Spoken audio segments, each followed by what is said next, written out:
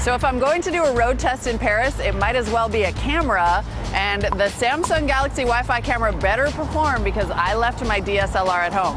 Now this camera runs Jelly Bean and has built-in Wi-Fi, but I'm also gonna go right in there and get it a SIM card so that I can have data everywhere. Instagram heaven, wish me luck.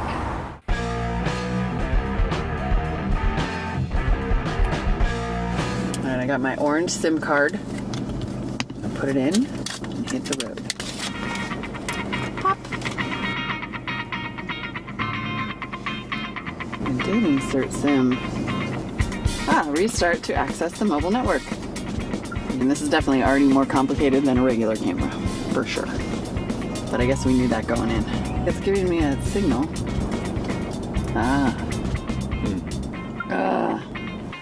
I don't know, I cannot get the SIM card to work.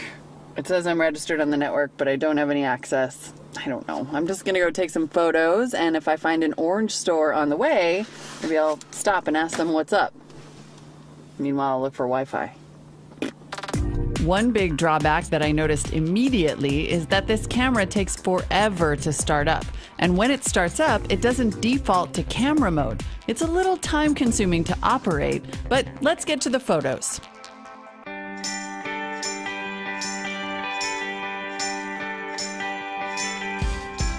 I handed the camera off to my pro photographer friend to play with some of the expert modes. We found that in bright light, or if you adjust exposure settings, you can produce some pretty nice images.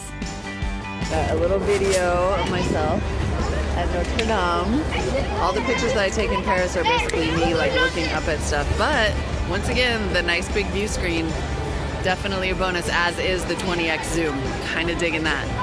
I have a 20x zoom on this thing. Fantastic.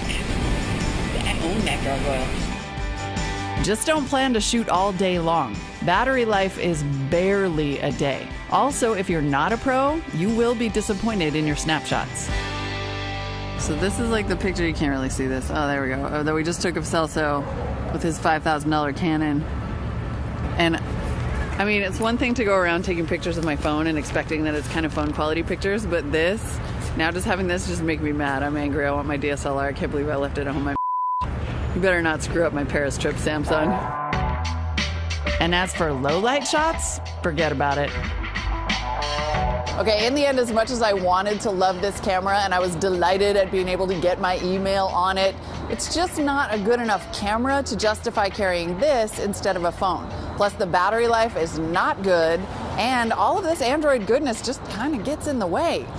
Sorry, I tried. If you want a second opinion, read the full CNET review over at cnet.com.